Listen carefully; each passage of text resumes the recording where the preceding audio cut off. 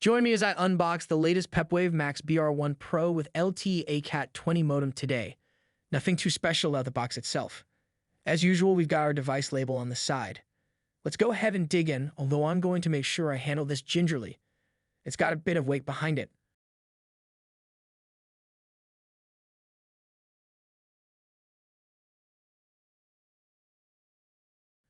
The design is still quite compact considering the 5 antenna ports on this side with the SIM slots.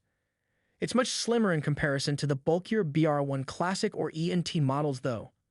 Of course, it's also smaller than the previous BR1 Pro models, which had 4 total LAN ports. As you can see, this only offers 2 plus a WAN port.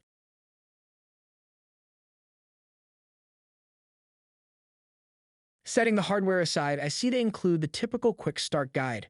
This is a general guide for a few of their similar series routers.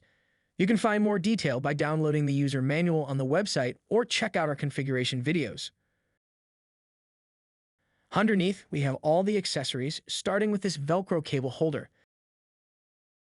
the GPS antenna,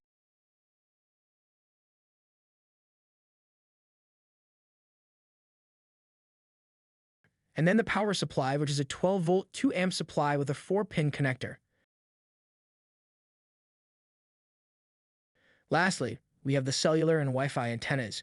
We've got 2 Wi-Fi antennas that cover 2.4 and 5 GHz, and then we have 4 total cellular antennas that cover 0.6 to 6 GHz. That's all we've got. If you enjoyed this video, please subscribe to our channel.